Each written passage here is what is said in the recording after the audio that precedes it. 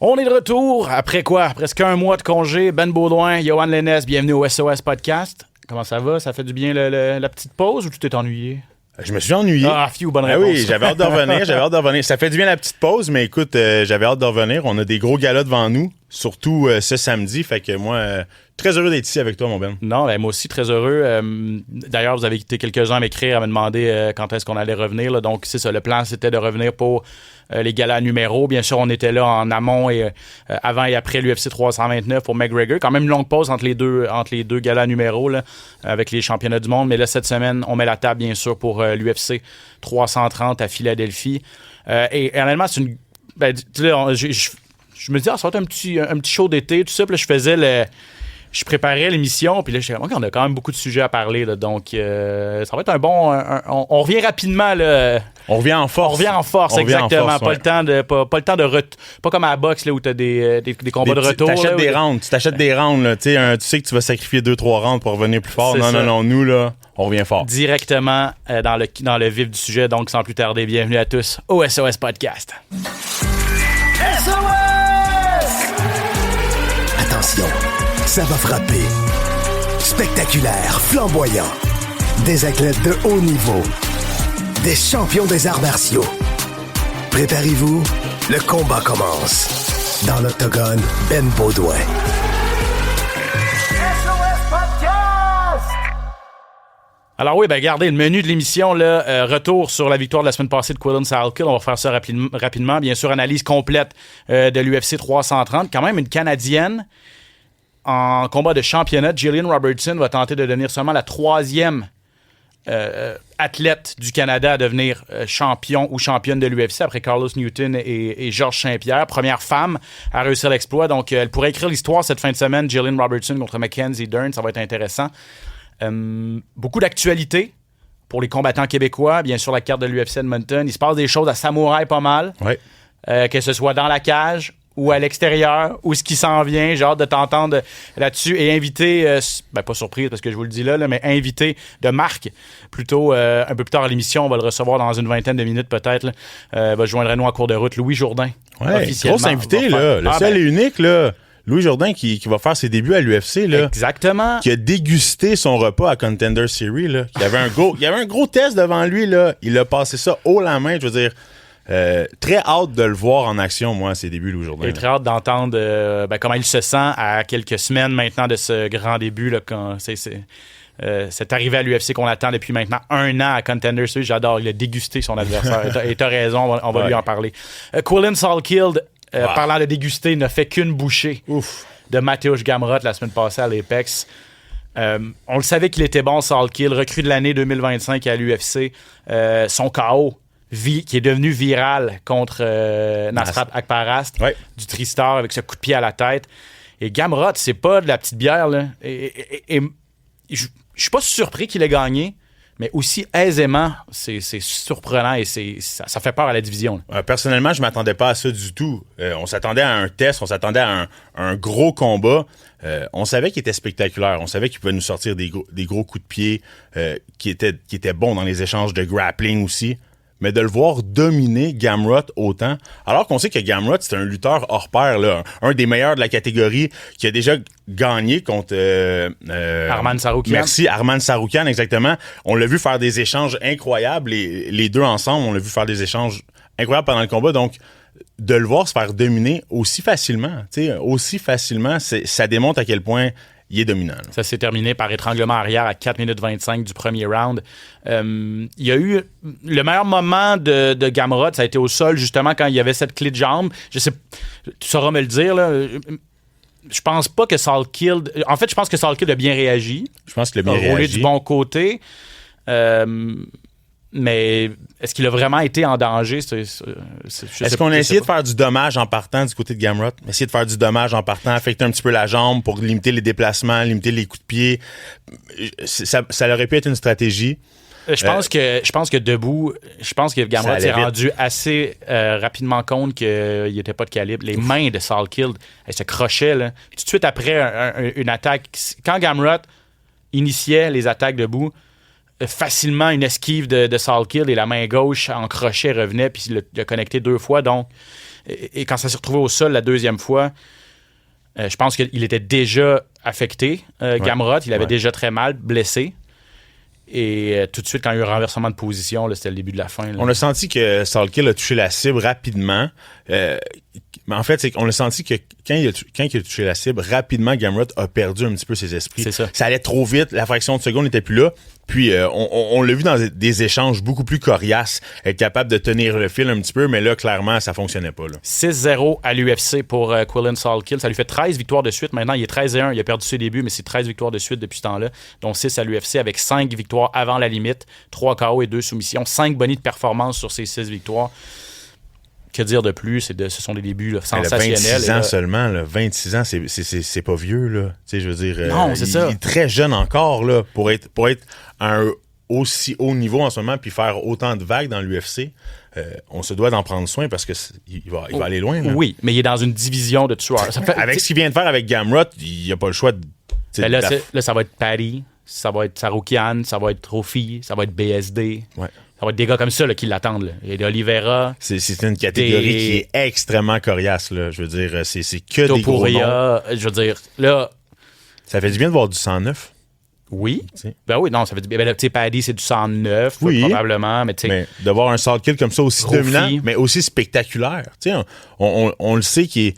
J'ai hâte de le voir faire 2-3 rounds, être dans l'eau chaude un petit peu, nous montrer qu'est-ce qu'il va faire, mais qu'il fasse face à l'adversité un petit peu, parce que là, ce qu'on a vu, c'est de la dominance. Là, il m'a dit en entrevue, et je vais finir là-dessus, là, que un de ses rêves, en fait, là, ça serait affronter Justin Gaethje. Il dit c'est un de mes combattants préférés. Et là, je sais qu'il il est sur la fin, peut-être même ce qu'il va se rebattre, possiblement, mais en tout cas, il dit je dois me dépêcher à gagner plein de combats dans les prochains mois. Le plus rapidement possible. Si je veux avoir une chance d'affronter Gaethje, mais il le disait avec, pas pour le mettre au défi, mais pour l'idolâtrer. Ça serait un rêve là, pour lui de croiser le fer avec Gaethje. On verra ce que ça va donner. Mais c'est un gars confiant, c'est un gars super aussi articulé, là, très très beau combattant. UFC 330 donc cette fin de semaine. 2 combats de championnat à l'affiche du côté de Philadelphie. Quelle ville de combat, là. On a vu les face-à-face devant la statue de Rocky, devant les marches cette semaine. Islam Makhachev contre Ian Machado Gary pour le championnat des mi-moyens. C'est la grande finale. Makhachev, le champion. Première défense de ce titre à 170 livres. Après avoir défendu 5 fois sa ceinture à 155 livres. Il va avec une première défense de titre à 170 livres. Il est favori à 3 contre 1. Je pense qu'on devrait débuter une discussion en parlant de Makhachev, qui est de manière consensuelle considéré comme le meilleur combattant livre pour livre maintenant, surtout depuis que Topuria a perdu contre Gaethje à la Maison-Blanche. Où est-il parmi les meilleurs de tous les temps? Parce que, à mon avis, et je pense qu'on s'en est déjà parlé, moi je le mets déjà devant Khabib, juste derrière John Jones, peut-être à égalité avec Georges Saint-Pierre, là, à ce stade-ci. Là. Et puis là, il va peut-être battre le record d'Anderson Silva avec une 16e victoire de suite en fin de semaine. Je veux dire, il n'y a pas beaucoup d'arguments pour ne pas placer Islam Makhachev très, très haut, sinon pas loin du top. Là. Mais là, ça va être sa première défense à 170 livres. Fait que c'est sûr que si en gagnant ça, on ne pourra pas lui enlever le fait que c'est un des combattants les plus dominants qui a existé dans l'histoire de l'UFC. Il va faire ce que Georges n'a jamais fait, c'est-à-dire qu'il a été champion dans 2 catégories, mais il n'a jamais défendu sa 2e ceinture, Georges. Il va égaler le nombre de victoires de Khabib, 29 victoires, parce que là, il est à 28-1. C'est sûr que ça va être difficile à négocier. Là. On a eu de très grands combattants, là, des Anderson Silva, des Georges Saint-Pierre, des John Jones, des... Chuck Liddell, la vieille époque. J'ai un blanc, là, mais... Victor Belfort. Victor Belfort, certainement. Mais donc, c'est sûr Fedor Emelianenko. C'est lui que je cherchais. Merci, Fedor Emelianenko, parce que Islam Makhachev et Khabib, c'était leur idole. Fedor Emelianenko, c'est pour ça que c'est lui que je cherchais. Clairement, écoute, Makhachev, c'est un des combattants les plus dominants. Puis, je veux dire, j'ai hâte de voir comment il va traiter la distance de Ian Gary. Moi, c'est ça, c'est mon point, là. Ça va vraiment être de voir, parce que Ian Gary, c'est un combattant qui va vouloir rester à distance, qui est super dynamique, super rapide, super durable. C'est pas un combattant qui manque d'énergie. C'est pas un combattant que tu vois casser dans ses combats. Il est prêt à faire face à l'adversité. Il est prêt à échanger en grappling. Puis il va être capable de se relever et continuer à bouger, se déplacer. C'est là que ça va être intéressant. Est-ce que Makhachev va pouvoir couper la distance et affronter les genoux qui vont arriver de Ian Gary, là? 6 pieds 3 pour Ian Gary contre 5 pieds 10 pour Islam Makhachev. La portée, 74 pouces pour l'Irlandais, 70 pouces pour le Dagestanais. Donc, clair avantage à Gary. C'est un bon combattant défensif aussi, Gary. Il se fait pas beaucoup toucher. Il contre-attaque bien. Contre-attaque très bien, effectivement. J'essaie de voir. Il a défendu les 7 amenés au sol de Belal Mohamed à son dernier combat. Quand il affronte un autre bon lutteur, il n'a pas affronté vraiment énormément de très très bons lutteurs, en tout cas pas de la trempe de Islam Makhachev. Makhachev aussi rit un petit peu là, quand je voyais dans quelques entrevues, il disait les journalistes lui disaient il a énormément travaillé sa défense contre les amenés au sol, il est très confiant, il s'entraîne au Brésil avec les meilleurs grapplers, il dit si tu veux défendre des amenés au sol, il faut que tu viennes t'entraîner au Daghestan. C'est pas au Brésil que tu vas apprendre ça. Viens dans ma salle, viens dans notre gym. Là, tu vas t'améliorer en lutte. Il a cité Oliveira. Là. Ouais, ben c'est ça, exact. Oliveira, puis il a dit Oliveira, il s'entraîne au Brésil, puis regardez ce qui s'est passé. Exact, donc, c'est ça. Mais tout ça pour dire que contre Mohamed, un bon lutteur, 100% de défense. Et contre Shavkat Rakhmonov, bon lutteur aussi, 8-10 il a défendu, dans une défaite très serrée quand même. Oui. Il va avoir besoin de cette défense-là contre les projections. Puis honnêtement, je lui souhaite bonne chance. Je vois pas comment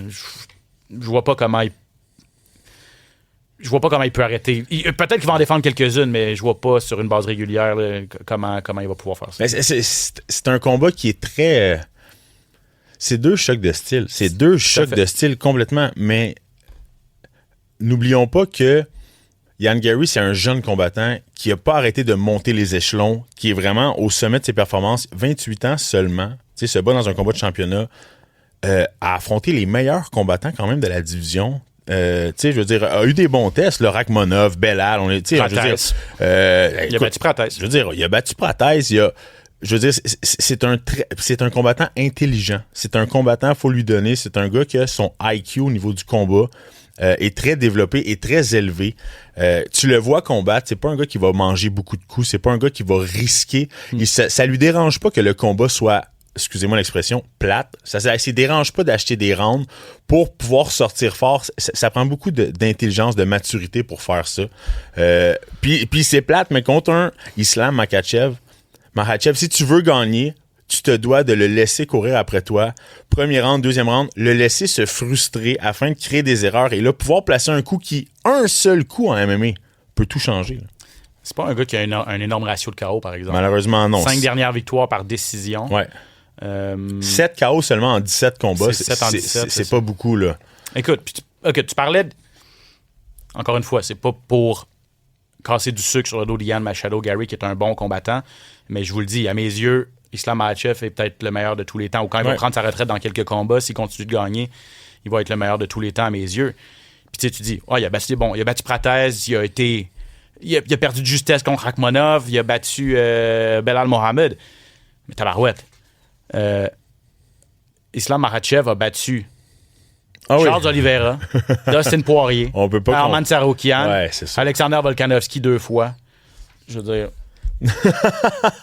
non, je comprends. Je comprends, là. Je veux dire, on peut pas comparer. Mais, quand même, je veux dire, Ian Gary mérite sa place. Il mérite sa shot.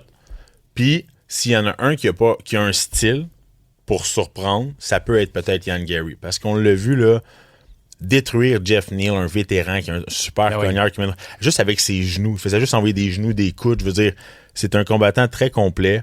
C'est un gars qu'on le sait qui est très intelligent dans sa manière d'échanger. Fait que je pense que s'il y en a un qui peut créer la surprise, ça peut être Ian Gary.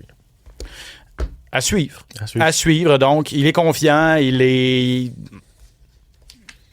En tout cas, ça serait une... Je pense que ce serait une des plus grosses surprises. Je sais pas, peut-être pas une plus grosse surprise que Gaethje contre Topuria, mais en tout cas, ce serait... ça serait une grande surprise. Puis ce serait, en tout cas, puis c'est un bon gars, là, Ian Gary, je l'ai déjà eu en entrevue, c'est quand même sympathique, tout ça, c'est une grande gueule, mais quand même, tu sais, Puis je pense qu'il respecte énormément Islam. Il sait dans quoi il s'embarque. Puis je pense qu'il a la bonne approche. Il dit, moi, je veux devenir le meilleur, je veux devenir le champion, il faut que je batte le meilleur. Puis il n'y a pas de meilleur en ce moment en arts martiaux mixtes que Islam Makhachev. Mackenzie Dern contre Jillian Robertson. Donc, Mackenzie Dern qui va tenter de défendre pour la première fois son titre des poids pailles de l'UFC, titre qu'elle a acquise. Le titre, elle l'a acquis, oui, donc au masculin, en octobre dernier contre Virna Jandiroba. Dern, spécialiste de jiu-jitsu brésilien sur 3 victoires consécutives.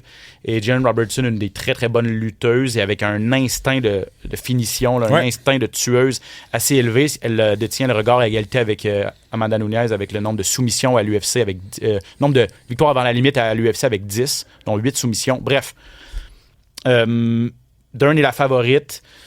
J'ai comme l'impression que je pense que Jillian Robertson a ses chances, honnêtement. Je pense que Jillian Robertson a ses chances. Certainement qu'elle a ses chances. C'est 2 combattantes qui se ressemblent énormément. Les 2 combattantes ont vraiment des profils similaires. 33 ans du côté de Dern, 31 ans du côté de Robertson. 16 victoires, 5 défaites Dern, 17-8 Robertson. Les 2 ont pratiquement 15 combats dans l'UFC. Je veux dire, ils se sont beaucoup suivis. Ils ont vraiment... Puis moi, je trouve ça intéressant des gens qui ont des profils qui se ressemblent et non pas 20 combats d'un côté, 8 combats de l'autre côté. Souvent, on a des nouvelles stars, des vedettes qui arrivent. Là, c'est pas ça. C'est 2 vétérantes de l'UFC, 2 jeunes, 2 athlètes féminines qui ont fait leur place dans l'organisation, qui ont eu leur haut, leur bas, qui ont touché au top, qui ont redescendu et que là, ils vont... Mackenzie qui est la championne, mais Juliana Robertson qui est une Canadienne qui, comme tu l'as dit tantôt, pourrait être la 3e à aller chercher un championnat du monde de l'UFC. C'est grandiose. À chaque combat, elle a les cheveux rouges. Elle représente le Canada. Ça a toujours été ça. Honnêtement, c'est avec tout mon respect, si j'avais eu à mettre des sous, chose que je ne fais pas, jamais j'aurais pensé que Juliana Robertson un jour se rendrait en championnat du monde. Fait que je lève mon chapeau parce que ça fait longtemps qu'elle est là. Puis elle a pas eu toujours 20 ou 21e combat à l'UFC. Elle a exactement 20 combats à l'UFC. Elle est 14 victoires, 6 défaites à l'UFC. Elle a eu des gros combats, des combats difficiles. Et là, elle est sur toute une lancée. Puis je pense qu'elle a ses chances parce qu'elle a une lutte très solide. Puis comme tu l'as mentionné, elle est capable de terminer le combat 3 KO chez les poids féminins. C'est quand même gros. Elle a mis 3 fois ses adversaires hors de portée, donc hors de combat, pardon. Donc vraiment, Robertson a ses chances. Faut que nos yeux soient arrivés là-dessus. C'est un combat qui est important. Une Canadienne qui peut gagner ça, puis je pense que ça va être un gros combat, ça. Premier combat de championnat féminin à l'UFC de 2026. Oh. On est au mois d'août. Okay. Les arts martiaux mixtes, l'aspect féminin là, à l'UFC, les catégories féminines, ça n'a pas été facile. La blessure de Kayla Harrison, bien sûr, qui nous a privés du duel contre Amanda Nunes en début d'année. Valentina Shevchenko, qui est ennuyée par des blessures, qui ne défend pas son titre. Et là, finalement, au moins, on revoit Mackenzie Dern, là, enfin. J'ai parlé à Mackenzie Dern un peu plus tôt aujourd'hui. Et pour tout vous dire, c'était super intéressant, vraiment sympathique de le faire à 48 heures du combat. Là, elle a pris le temps. Merci à elle. Mais j'ai oublié d'appuyer sur record. Mais non. Je te jure. Wow. Je pensais d'avoir des extraits à vous présenter. C'est pas ton genre en plus, ça. Ça m'est déjà arrivé. Ça faisait longtemps que ça m'était pas arrivé. J'étais sûr que je l'avais fait. Écoute, voilà, mon erreur. Mais pour vous un peu résumer ses propos, parce que moi, je vois ça, et elle était d'accord avec ça, en fait, c'est qu'elle voit Jillian Robertson, elle la prend très, très au sérieux. Elle la voit comme une Virna Jandiroba, mais beaucoup plus agressive, avec beaucoup plus de chien, de mordant. Et si vous vous rappelez, Jandiroba, la brésilienne, avait amené 9 fois au sol Mackenzie Dern. Chaque fois, Dern avait réussi à se relever, mais il y avait quand même eu 9 minutes de contrôle. Mais Jandiroba ne faisait rien sur le dessus. Elle ne faisait que tenter de contrôler. Elle ne tentait pas d'améliorer sa position. Ne tentait pas vraiment de ground and pound. Alors, et ça lui a peut-être coûté le combat parce que les juges ne l'ont pas récompensé pour ses 9 projections et c'est Dern qui a gagné le combat avec le dommage qu'elle a fait debout, avec un striking vraiment amélioré. Là. C'était vraiment pas sa force, puis une belle progression à ce niveau-là. Mais elle s'attend à ce que Robertson utilise un peu la même technique, c'est-à-dire beaucoup de projections, très très bonne lutteuse, on se répète, mais qu'une fois au sol, elle va être pas mal plus intense que Jandiroba. Donc, elle est prête à ça.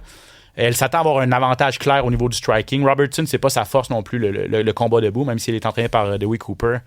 En fait, par Dean Thomas, qui est un excellent coach de striking. Mais bref, c'est ça. Tu parlais de leur profil. J'ai hâte de voir si la lutte agressive de Robertson va donner du trouble à Mackenzie Dern. Elle n'aura pas le choix, je pense, de l'amener au sol et de faire très attention aux soumissions. Même de son dos, Dern peut faire des soumissions. Mais je pense qu'elle est capable de rester sur le dessus, contrôler, faire du dommage, ce que Jandiroba n'avait pas fait. Elle a un chemin vers la victoire pour ça. Les 5 rounds, ça va être une clé. Ouais. 5e combat de 5 rounds pour Mackenzie Dern. Un premier en carrière pour Jalen Robertson. Et ça arrive en combat de championnat quand même. Donc, c'est une grosse inconnue, je pense. La condition physique et juste comment on gère un combat de 5 rounds versus un 3 rounds. Ouais. Faut pas oublier que Mackenzie Dern, ses fondations puis ses bases, c'est le jiu-jitsu, puis on le sait. Puis souvent, je trouve qu'elle est à l'aise sur son dos. Je trouve qu'elle accepte de se faire amener au sol. Ouais. Puis je pense que c'est là que ça peut être dangereux parce que des positions de jiu-jitsu, quand tu peux recevoir des coups de coude, des coups de poing, du ground and pound, comme tu l'as mentionné, c'est dangereux. Puis Robertson, c'est quand même de ses forces. Ça. Fait que comme tu viens de dire, là, je pense que ça pourrait être une clé. Ouais. Intéressant, donc, pour cette demi-finale. Donc, 2 combats de championnat. Charles Johnson affronte Eduardo Chapolin. C'est un gars qui fait ses débuts à l'UFC, remplace José Ochoa à la toute dernière minute. Là. Donc, ces 2 gars-là... Johnson, il est bon. Là. Il a déjà battu Joshua Van. Charles Johnson, il refuse personne, on va se le dire. Là. Pour elle, il est tout le temps en train de faire des combats. Là, il y en a un autre. Là. Tu sais, Edward Chaplin, là, je veux dire, c'est un remplaçant, mais c'est tout un combattant. Là. Il est 4-1 avec LFA. Il a gagné son combat à Contender Series. 15 victoires, 2 défaites seulement. C'est un gros test. Là. Exactement. Puis, en tout cas, les deux ont une très belle place sur la carte, en fait. Ouais. Donc, ça va être une belle opportunité pour eux de se faire voir. Edson Barboza, est-ce que ce sera son chant du cygne? Plusieurs le pensent. Il l'a même mentionné un petit peu cette semaine. Je pense que s'il perd, ça pourrait être la dernière fois. Là. Il a 40 ans. 3 défaites de suite. 100 victoires à ses 4 derniers. 4-9 à ses 13 derniers. Bref, c'est plus le Barboza des beaux jours. Donc, puis il y a un bon test devant lui. Oui, Ribovic. Ouais. Tu sais, Ribovic, là, c'est tout un combattant. Là, puis c'est un spécialiste de kickboxing. Là, ça va. J'aurais adoré voir Edson Barboza dans ses meilleures années contre Ribovic en ce moment. Parce que ça aurait été sensationnel comme combat. Là, la vitesse va aller du côté de Ribovic. C'est là que ça va être difficile. Donc, bonne chance, mais profitons peut-être de cette dernière sortie du Brésilien Edson Barboza, qui a été, à son époque, un des combattants les plus spectaculaires de l'organisation. On enchaîne. Notre invité de marque est en ligne, Louis Jourdain, qui affrontera Timmy Kwamba à l'UFC Edmonton le 17 octobre prochain. Il va faire ses débuts, donc, dans la grande organisation. Louis, bienvenue au SOS Podcast. Oh oui, tu peux prendre ta petite bouchée de carotte. Vas-y, là. C'est quoi, c'est du melon d'eau? Non, c'est pas une carotte, c'est du melon d'eau. That's it. Un gars qui mange bien. Louis, comment tu vas, mon ami? Écoute, il était temps, là, j'ai le goût de te le dire. J'imagine que toi, tu le savais depuis un petit peu plus longtemps que nous, mais c'est quoi l'état d'esprit là, qui t'habite présentement à quelques semaines du duel? En fait, non, je ne savais pas vraiment en avance sur vous. Ils m'ont proposé ce gars-là, j'ai dit oui. On n'a même pas signé le contrat, puis ils ont annoncé le combat comme le lendemain. Oh. On a reçu le contrat beaucoup après. En tout cas, je sais pas s'il faut que je le dise, là, mais c'est comme si c'était arrivé one shot. Là, mais regarde, j'ai dit oui, puis on savait que c'était lui. Fait que, je suis bien content. Je suis bien content. J'ai enfin une date, un adversaire, un combat. C'est le fun que ce soit au Canada aussi. Fait que moi, je suis super satisfait. Comment ça a été aussi long? On parle d'1 an, Louis. Un peu plus qu'un an entre ta victoire à Contender Series et tes débuts officiels dans l'organisation. Je pense que c'est un mélange de plusieurs circonstances. L'UFC était au courant qu'il fallait que j'aille au PI, qu'on détermine un petit peu la weight class dans laquelle j'allais me battre.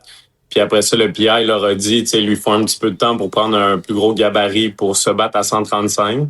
Mais c'est ça, il y a eu des petites affaires en arrière du décor. Aussi, on était censé booker moi et Charles sur la même carte. Finalement, Charles, ça a été repoussé. Puis là, ils ont dit qu'il allait me repousser aussi. Donc, c'était comme plein de circonstances. Mais oui, en effet, ça a été extrêmement long. Mais on est là. Ça s'en vient.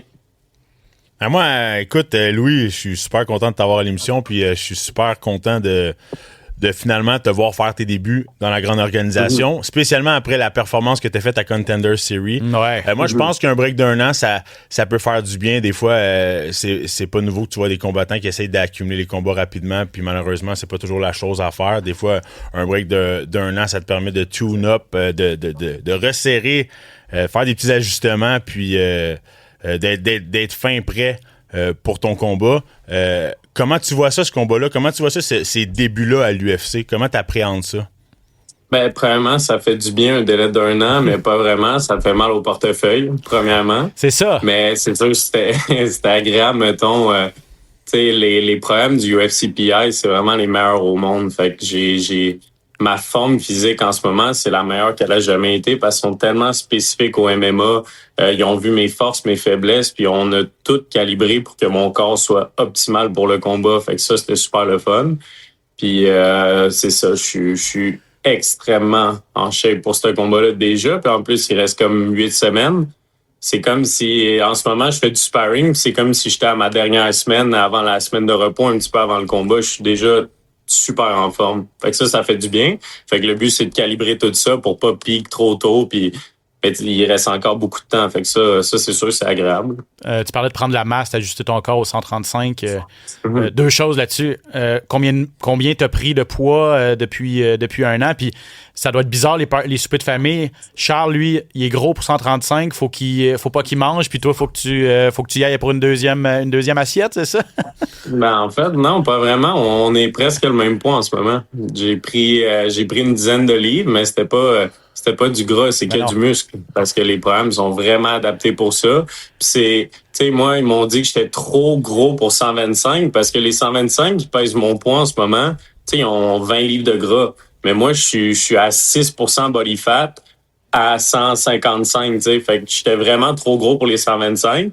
Mais les 135, souvent, sont beaucoup plus heavy que moi. Ils ont une plus grosse masse musculaire, un petit peu comme Charles, mais j'ai catch-up assez vite. Fait que ça c'est sûr, c'est le fun. Mais en même temps, le poids, on parle toujours de poids, mais c'est un combat. C'est 2 personnes dans une cage qui se battent quand même, qui est 20 livres de plus que moi. Ma job, c'est de le battre pareil. S'il serait 50 livres de plus que moi, ça serait quand même ma job de le battre.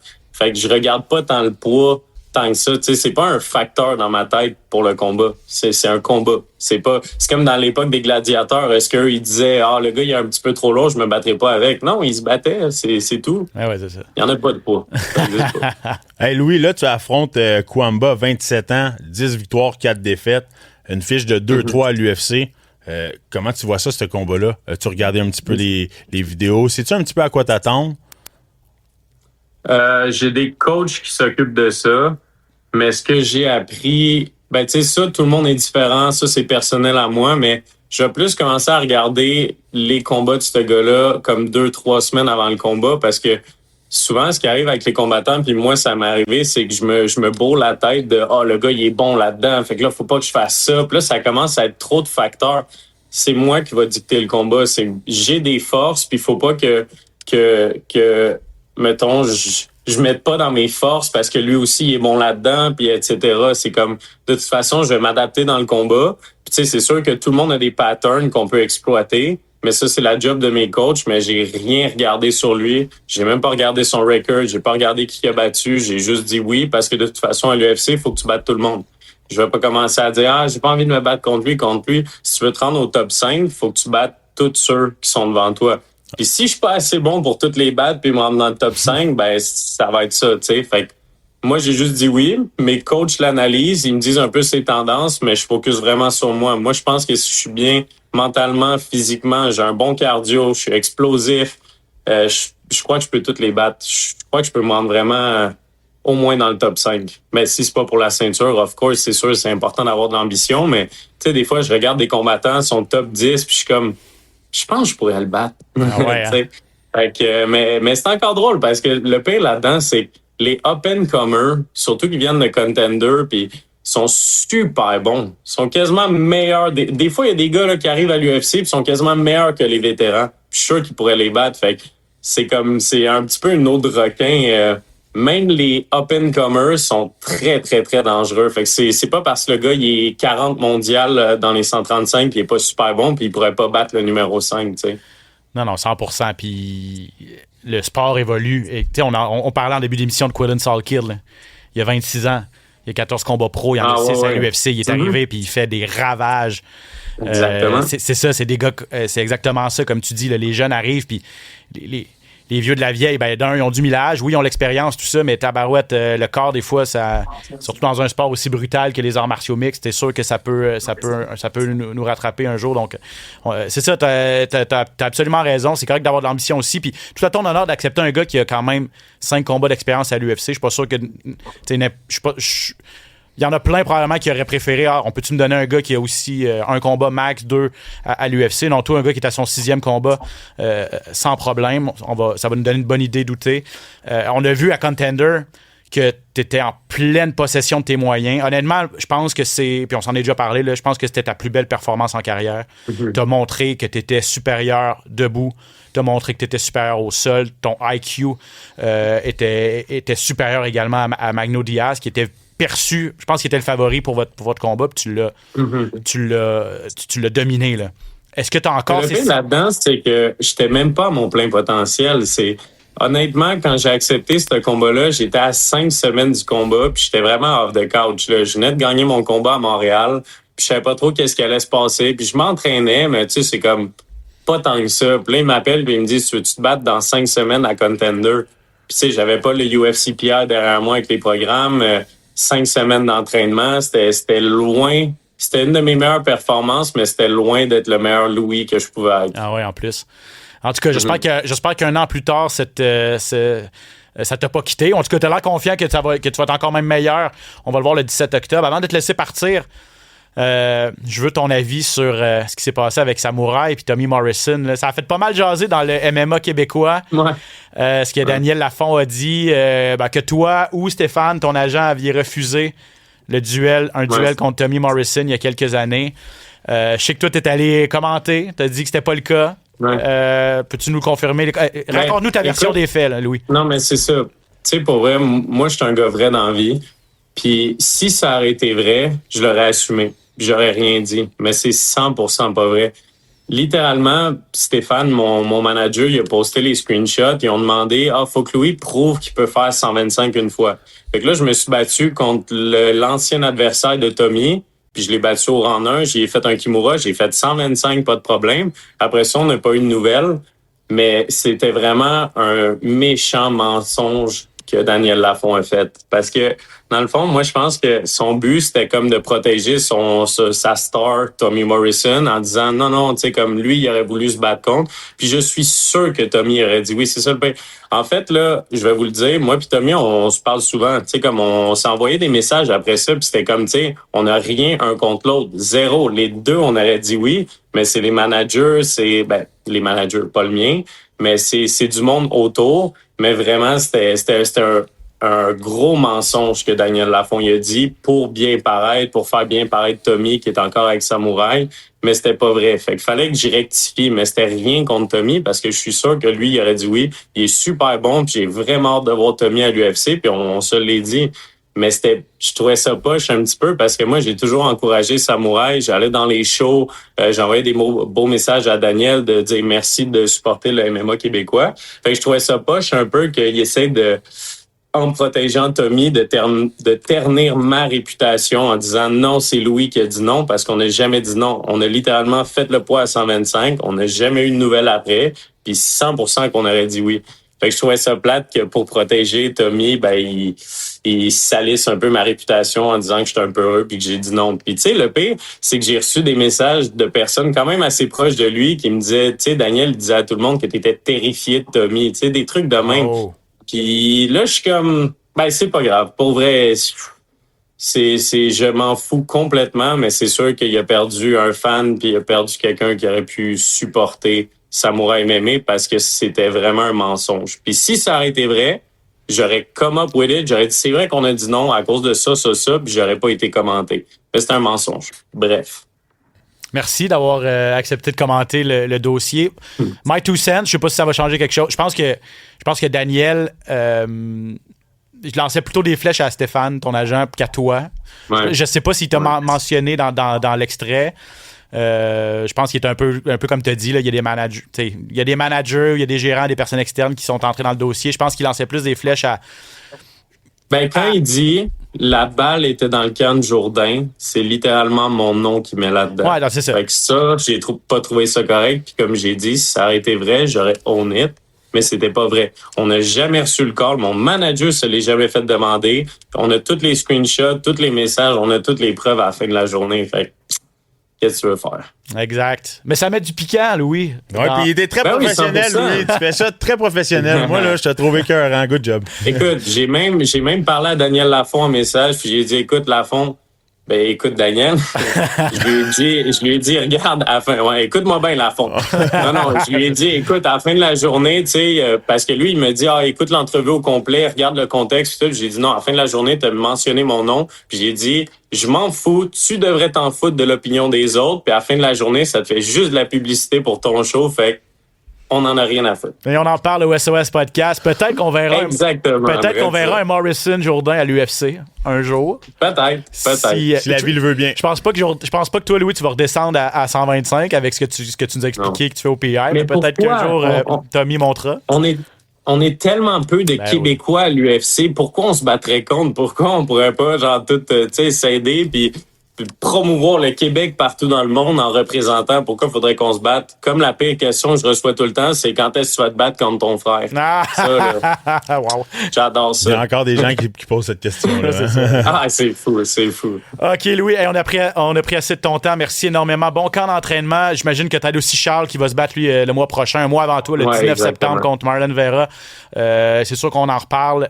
Gros combat pour Charles. Gros combat pour toi contre Timmy Kwamba. Merci beaucoup, Louis, d'avoir pris le temps d'être passé. Et très hâte de voir tes débuts, mon cher. Yes, merci, Louis. Merci pour l'invitation. Ciao. Bye.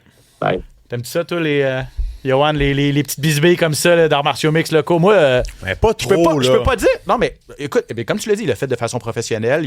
Il a donné sa version des faits. Ouais.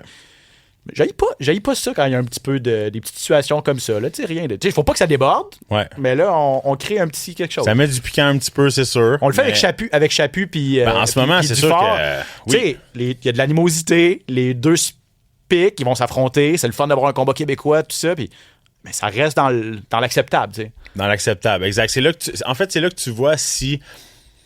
Les gars sont un peu faits pour ça. Parce que ça met énormément de pression, ça met de l'animosité, ça met les yeux, les regards, toute l'énergie est concentrée sur ton combat.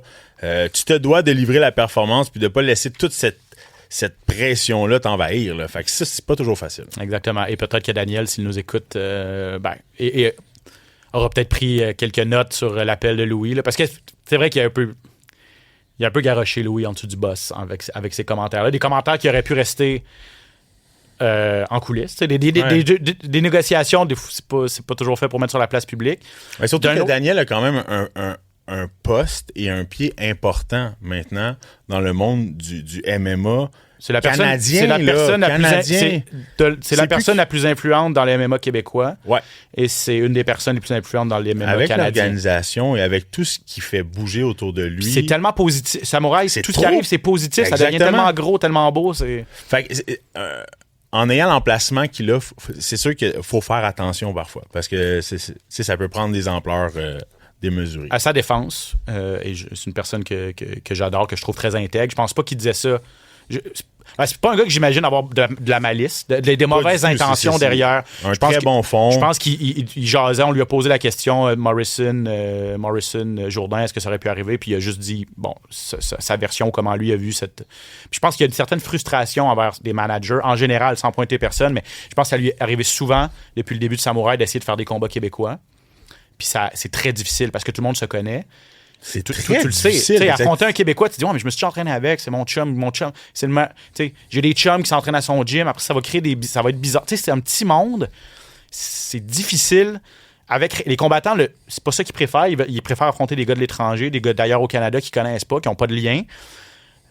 Mais le côté business, c'est très vendeur des combats tout québécois. Donc, du côté de Daniel, il veut en faire plus, puis c'est difficile pour lui. Puis il y a des frustrations, il l'a dit souvent. J'aimerais ça que les fighters et leurs managers soient plus willing de le faire. Puis il l'a mentionné publiquement, puis je pense que ça, c'est un des exemples. Puis, je suis complètement d'accord. Puis je pense que ça peut juste inciter les autres à peut-être se dire, OK, go, on fait des combats locaux. Puis le plus important là-dedans, c'est de se dire peut-être pas dans les premiers ou deuxièmes combats, mais à un moment donné, dans ta carrière, tu n'auras pas le choix d'affronter un des meilleurs dans ton C'est ça. entourage pour pouvoir percer. OK. On va continuer de parler de ça parce qu'on va parler, entre autres, de ce qui se passe chez Samouraï dans notre section Actualité. On termine l'émission avec les nouvelles. Rumeurs, échos, coulisses, les plus récentes nouvelles. Le hype UFC. Rapidement, dans notre section Actualité, on commence avec... on revient à Samouraï dans une minute, là, mais l'UFC 331, ça a été confirmé dans les derniers jours. Van contre Pantoja 2. Arman Tsarukyan contre Mauricio Rofi. Ça, c'est du gros calibre. Là. Ouais, ça va être quelque chose. Qui gagne? Vite de même. Ben, ça va être entre la... Si Arman Tsarukyan est capable de couper la distance, ça me fait penser un peu à Ian Gary, Islam Makhachev, honnêtement. Là. Tsarukyan, tellement fort au sol. Partout. Là, mais Rufi en pleine éclosion là, en ce moment. Ouais, c'est ça. Gable Stevenson va être de retour et Marlon Vera contre Charles Jourdain, on en parlait avec Louis. Donc, gros combat très important pour Charles. On le savait, puis ça a été officialisé la semaine passée. Puis je suis comme, OK, je pensais que c'était fait déjà.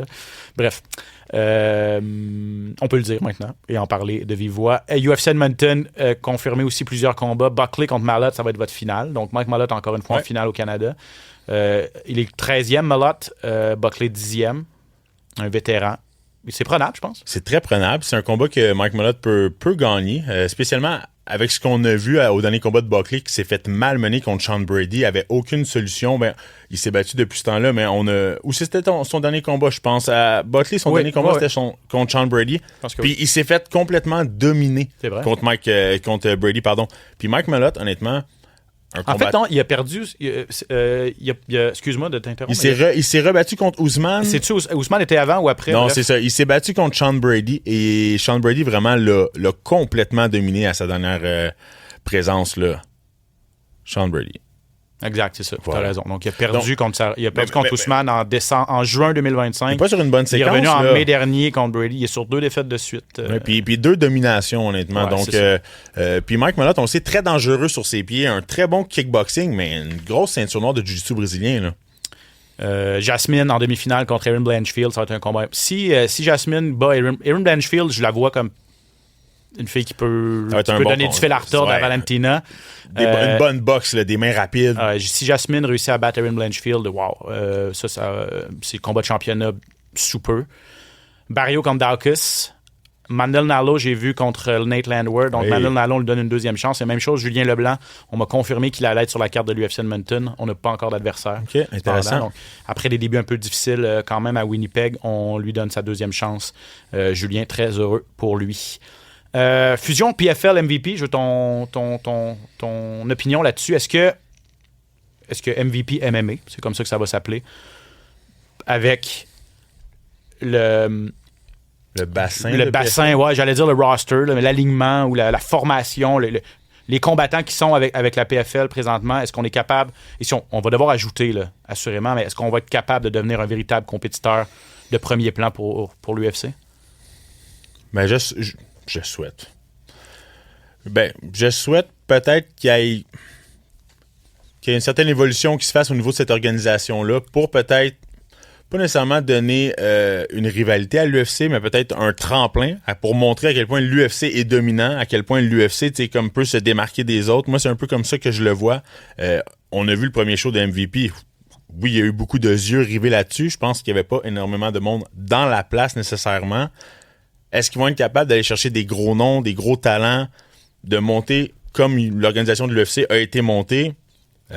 On va voir. La fusion des deux ensemble, c'est intéressant. PFL puis MVP, c'est sûr que ça reste intéressant. Mais faut pas oublier que l'organisation de l'UFC, c'est une grosse machine qui a des événements pratiquement à tous les fins de semaine, qui est rendu qu'il y a des institutions, comme lui l'a mentionné, UFC PI, pour entraîner les athlètes un peu partout. On est ailleurs. Là, t'sais. Ouais. Les payes des combattants, les cachets, MVP va pouvoir compétitionner, d'après moi, au niveau des cachets offerts. Donc, ça va donner plus de choix, je pense, aux combattants, des agents libres. Si on le choix d'aller d'un côté ou de l'autre, si pour eux, l'aspect monétaire, c'est ce qui est le plus important, au moins, tu as peut-être un meilleur pouvoir de négociation en disant MVP m'offre tant. Bon. Les gens réalisent pas toujours qu'effectivement, oui, la paye, c'est une chose, mais c'est comme quand tu négocies une job. Oui, tu as un gros salaire, mais c'est quoi les avantages sociaux qui viennent avec? C'est quoi les à côté? Est-ce que c'est proche de ton lieu de travail? Bref, tous les impondérables un petit peu. Puis l'UFCPI, l'encadrement, ça, c'est très important pour les athlètes. Donc, ça pourrait faire vraiment pencher la balance. Et toute la structure, effectivement, et la renommée, tout ça, franchement, à des années-lumière, l'UFC est devant. L'UFC dit, Dana White dit, moi, je compétitionne pas avec les autres ligues d'arts martiaux mixtes. Moi, je compétitionne avec la NFL, avec la LNH, avec les autres sports majeurs, avec le basket. Donc, lui, il minimise vraiment ça. La plus grosse différence, c'est Netflix. Ouais. Netflix a énormément plus d'abonnés que Paramount. Donc, si MVP, tout porte à qui sont pour leurs événements, sont déjà associés avec Netflix. Donc, s'il y a un partenariat à long terme pour les événements d'arts martiaux mixtes sur Netflix, ça offre une plateforme incroyable, plus que Paramount Plus. Mais il va falloir retrouver Il y a peut-être 2 vedettes. Moi, je vois peut-être 2 vedettes ou 3 présentement là, dans cette organisation-là, PFL, MVP MMA, Dakota Dicheva, AJ McKee, puis Umar Nurmagomedov. Ça va prendre plus que ça pour compétitionner avec l'UFC. Voilà pour ça. Dufort, Chaput, confirmé. Je pense que notre dernier podcast, c'était pas confirmé encore. Hey! Oui? Faut les faire venir ici. Ben là, ben là, nos amis... On a-tu le droit? On peut-tu faire ça? Ben oui, non, mais on pourrait. C'est juste que ça a déjà été fait. On va voir sur l'Arena. Ouais, nos amis de l'Arena ont fait une entrevue avec les deux ensemble. Donc, ouais, OK. On pourrait faire ça différent. Bon, on pourrait faire ça différent. Je veux dire, on a reçu déjà les deux C'est vrai. dans la même émission. Mais c'est sûr qu'on va les recevoir. Est-ce que ça va être dans quel contexte, sous quelle forme l'entrevue va prendre? On verra. Mais c'est sûr qu'on leur parle d'ici le 4 septembre. Ça vient vite quand même, là, par contre. Ouais, c'est vrai, très vite. Faut y penser. Est-ce que c'est le plus gros combat de l'histoire du MMA québécois? Moi, je mettrais ça sur un pied d'égalité peut-être avec Morgan contre Jourdain. Il faut absolument mettre ça sur un pied d'égalité avec Morgan puis Jourdain parce que Morgan puis Jourdain, c'était au Centre Bell. C'est ça. C'était incroyable. Moi, j'étais là. Je faisais mon 2e combat professionnel sur cette carte-là contre Sean Mean. J'avais fait une belle victoire par TKO au premier round. Mais écoute, Morgan, Jourdain, toute l'animosité qu'il y avait à côté de ça va se ressembler. Dufort, Antoine Chaput, ça va se ressembler. Ça reste quand même le vétéran qui est encore au sommet de ses performances contre le jeune loup qui s'en vient. Personnellement, je pense que ça va être un combat difficile pour Antoine Chaput, à moins qu'il touche en partant. Ben, c'est ça. Et on le sait que si ça va au sol, c'est Dufort. La soirée, si ça va au sol, on donne pas cher de la peau d'Antoine Chaput. Michael Dufort a la fâcheuse habitude de se faire toucher en début de combat ou en début de round. Puis on l'a vu, des flash knockdowns, on l'a vu être ébranlé à quelques reprises. Chaput frappe fort. Chaput a des bonnes mains. Je pense que Mick va devoir... avantage Dufort, qui a affronté de bien meilleurs combattants dans sa carrière, mais qui est encore au sommet de son art. Là. Il est assez jeune, là, encore au sommet de sa forme. Le jeune Chaput, Antoine, talent est là, l'expérience un peu moins, mais bref, c'est ça. C'est... Avantage Dufort, mais il doit pas prendre Chaput à la légère, puis il doit pas avoir une seconde d'inattention. Et il n'a pas le droit de se faire toucher comme il s'est fait toucher dans ses dernières sorties. Ouais, puis tu sais, le combat va être très, très, très hostile des deux côtés. Ça se fait. Puis c'est bon que tu dis ça, parce que excuse-moi, là, mais Dufort, il sort de son plan de match des fois, là. Oui. À cause de les émotions. À cause des émotions, tout ça, là, puis du show qu'il veut donner, puis tout ça, là. C'est vrai, c'est un bon point, ça. Ça se fait au Colisée de Laval. Antoine Chaput, il y a du monde à Metz quand il se bat. Il en amène du monde. L'aréna va être pleine. Du côté de Dufort, c'est la même chose. Mais là, on va avoir vraiment un territoire hostile où est-ce que d'habitude, Dufort, c'est lui le favori. Il y a juste pour lui que ça crie. Là, ça va crier des deux côtés. Ça va bouer des deux côtés. Ça va être... Je sais pas si ça se dit, là, bouer. Hué. Mais ouais, on comprend. Voilà, hué. Mais vraiment, là, ça va être... La concentration, la gestion du stress, des émotions va être ce qui est le plus important parce que c'est ce qui va faire en sorte que les gars vont tous dépenser leur énergie ou non en partant. C'est un combat de 5 rounds. C'est 5 rounds. Ça va être super important que les gars soient sharp en partant. Vraiment, là, c'est un combat qui est très intriguant, qui va être très intriguant. On aura la chance d'en reparler, de l'analyser là, de fond en comble dans les prochaines semaines. Juste en terminant, là, au dernier show de Samouraï, Firas Zahabi est sorti de ses gonds. T'es-tu retourné au Tristar? Ben depuis? oui. Tout le monde avait juste parlé de ça. Non, ça n'en parlait pas beaucoup, je te dirais. Okay, non, ça n'en parlait pas beaucoup. En ce moment, Firas est à l'extérieur. Il aide justement Nasrat Akparas. Il n'est pas beaucoup là. Fait que je pense peut-être que ça l'a estompé les choses pas mal. Okay. Mais écoute, c'est sûr que... Parce qu'on le voit jamais. Non. C'est un gars tellement posé. Ouais. Mais là, je sais pas ce que Léo Bonin a dit, là, puis quel commentaire il y a eu envers... Il a dit, il y a eu de très mauvais commentaires envers le Tristar, en fait, envers l'équipe du Tristar. Puis Firas l'a pas pris, c'est son bébé, bien sûr. Donc, il voulait régler ça mano à mano, comme on dit. Mm-hmm. Mais je sais pas qu'est-ce qu'il a dit, Bonin, là, mais pour faire sortir Firas Zahabi de ses gonds comme ça, dans un gala, dans une cage, après un combat, là... Moi, où est-ce que j'accroche un petit peu, c'est que lorsque Bonin gagne, la première chose qu'il fait, c'est se retourner vers Firas puis dire « Je m'excuse. Fait que là, je me dis, bon, même si t'es pas au courant de l'histoire de ce qui s'est passé, clairement, lui a quelque chose à se reprocher. Ouais. Fait que là, je me dis, en plus qu'on sait pas l'histoire, peut-être que, tu sais, je veux dire, peut-être que Firas avait ses raisons d'aller là. Chose sûre, il a jamais levé la main. Il a pas touché, il est allé y parler. Oui, il a mis de la pression, mais il n'y a aucun geste physique qui a été fait. Donc, le plus important, c'est ça. Non, exact. Puis on a vu le clan Zahabi, là. Ouais. Ça le montre. Eman devait faire l'entrevue avec le gagnant. Il est le commentateur Samouraï, puis là, c'était terminé. Là, il dit, moi, quand il se passe quelque chose avec mon frère, là, moi, je suis là en arrière, puis il n'y a aucune chance que je m'implique pas. Là, comme. Ouais. Il dit... La famille, hein? Non, mais c'est ça, puis il y a eu aucune seconde d'hésitation, même dans son rôle. Tout ça dans son rôle. Des fois, tu te dis comme, OK. Il va-tu y penser? Il va zéro. Puis c'est comme, bing! J'y vais, je défends mon frère. S'il arrive quelque chose, moi, je suis là avec lui.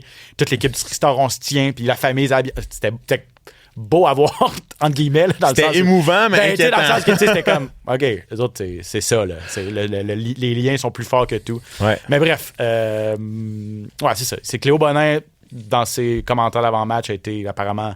J'ai pas réussi à retrouver de traces de tout ça, vraiment, là, mais... C'est ça. Il est très, très, très dur envers le Tristar, peut-être...